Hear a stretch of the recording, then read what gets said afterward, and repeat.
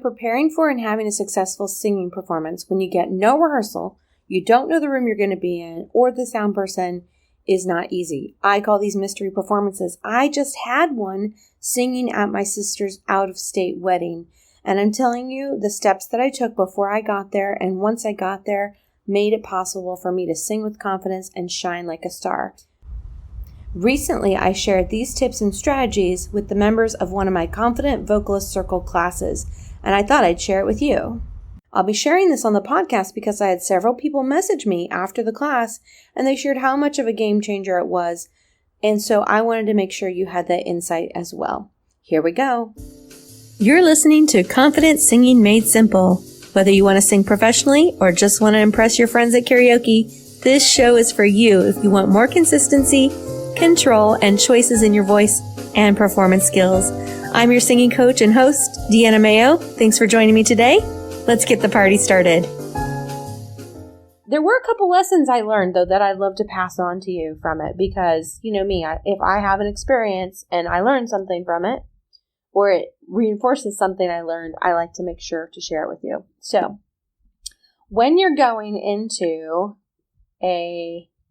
let's call it a mystery performance, right? So you don't know exactly what's going down. You haven't had any kind of rehearsal.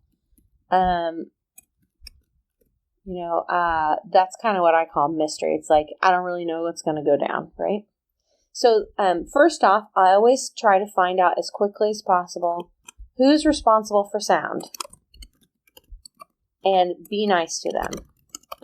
Now, that's not to say you wouldn't be nice to them otherwise because you're nice people, but build a relationship as quickly as you can with them and ask for what you need, right? So, I knew the person who was running sound, the DJ. He's been friends with my sister for a number of years now, but he never worked with singers.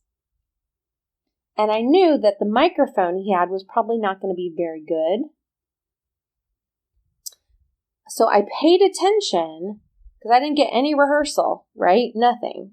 I emailed him the track and that was it. I showed up at the day, and when it was time for me to go up, I grabbed the mic and he started playing the track, and that was it.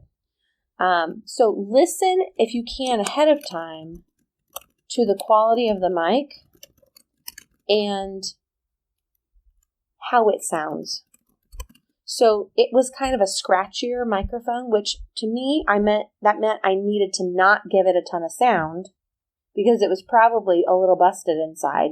You know, Robert, when you've done sound before and you know that like the tweeter is not, and you get that funky kind of crackly sound, that's what it sounded like. So I couldn't tell if it was the mic or the speaker, but I knew I needed to be crystal clear if the mic was already going to work against me. Yeah, and it was better for me to be quiet and have him boost up the sound than to me be belting it and crackle, crackle, crackle. Yeah. Know where the speakers are. And don't be in front of them because you get feedback. Yeah, so feedback is when the microphone is picking up sound from the speaker. So if I'm in front of the speaker and I'm making sounds, the speaker is blasting them this way, they go in, now you have feedback. However, you don't want to be so far from the speaker that you can't hear your track. It's like magic, right? Like, where's the sweet spot? Here's another tip that people won't tell you. Have a friend in the audience or someone give you a sign if you're not loud enough. So I asked my niece and the maid of honor, who's been my lifelong friend, she might as well be my sister.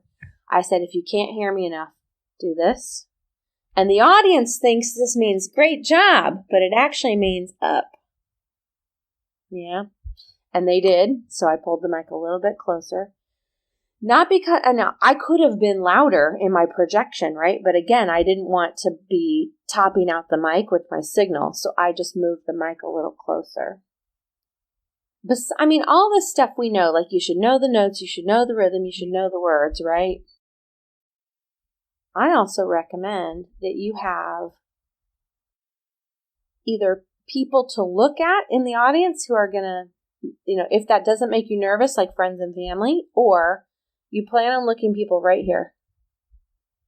If I look at you right here above your eyes in the middle of your forehead, it looks like I'm looking at you, but I'm not looking you in the eyes. And so I avoid that nervousness that can happen when you look somebody in the eye. It's saved me many times. I mean, I don't tend to get nervous very often, now. I'm more excited, but this I was nervous. I mean, it's my sister's wedding. It's high stakes. Add on top of it, I moved away from there. I'm the only person that's ever moved away from there for a singing job 23 years ago. They've never heard me sing professionally. So here I am, like prodigal daughter coming back, trying to prove herself, right? Like I needed to bring it. Yeah. I told my sister ahead of time, I'm not going to look at you during the song or during the speech beforehand because I don't want to get emotional and blub. And she said, I understand. Right? So I told her that ahead of time. And of course, it goes without saying, practice, practice, practice. Practice until you can't possibly stomach practicing anymore. But that does not mean sing, sing, sing. It means listen to it. It means recite the words as a poem in your head. It means do your vocal exercises. I think sometimes people think, practicing means that I have to do it out loud, and then they wreck their voice. I said the words as a poem to my niece. She's 7. I asked for her help. Right? And she was like, that's pretty, Auntie Anna. I'm like, good. I didn't write it. I sang it to her. Right? I did my vocal exercises. I thought the words and the tune while I listened to the background track. I listened to the example track. So you can mix up all the different practice components. And then the last thing, and this is personal preference from, 43 years of being on stage now. Don't drink alcohol ahead of time. I'm not against people drinking alcohol, but it does two things. One, it impairs your ability to think straight, and you're already nervous. You don't know what's going to happen. You haven't been in the room before. You don't know the sound person. You don't know the quality of the audio, whatever it is. It's better to be as clear-headed as possible. I'd rather you be nervous and clear-headed than less nervous because you drank. Drink after your song's over. Do whatever you would have drank beforehand, drink it after if you want. Do double shots. I don't care. I just don't think it's a good idea. You want to be as clear-headed as possible. And the other reason is alcohol is it's not technically a diuretic, but it pulls the moisture out of your body. It's very drying.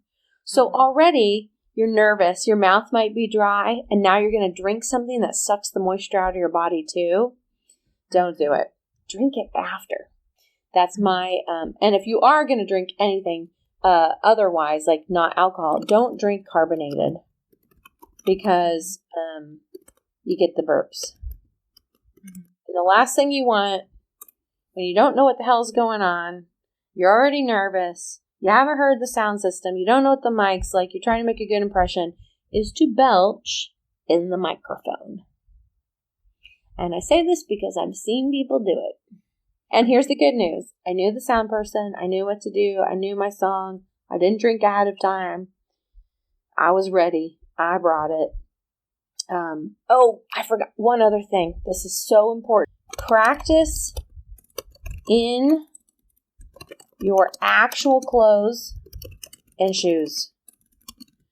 So sometimes you go to a performance, you're wearing clothes you wouldn't normally wear. You're dressing up a little bit. If maybe you're a bridesmaid or whatnot, your mother of the bride, you might be wearing shoes you don't normally wear, a dress you normally wear, and you might have on support garments underneath like Spanx. You got to practice with all that stuff on. And walking in the shoes into the room, like that way you're not tripped up, literally, by shoes that are not easy to walk in. Or if they're really high heels and you're not used to that, you want to practice in those. If you put on any kind of shapewear underneath, that binds you in a way that makes your clothes look the way you want them to look, but it might be harder to breathe, right? Mm-hmm. Yeah. So it's good to practice in your clothes. Yeah. So there you go. Is this helpful, useful as we get back into the world opening up a little bit? Definitely.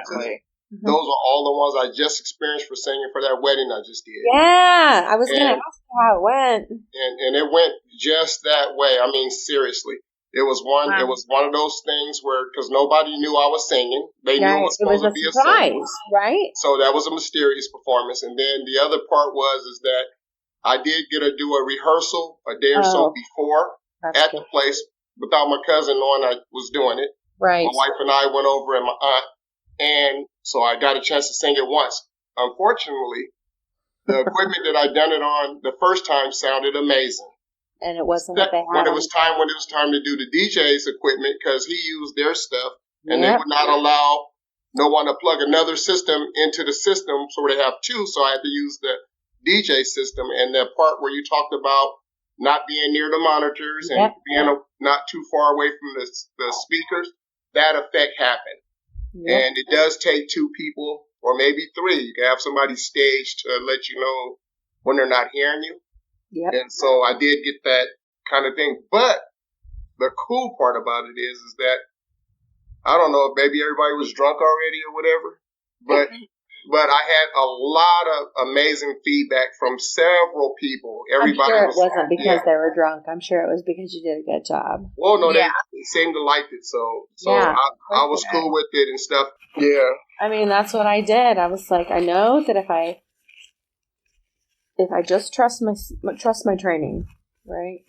Mm-hmm. And be present. Right. I'll be fine.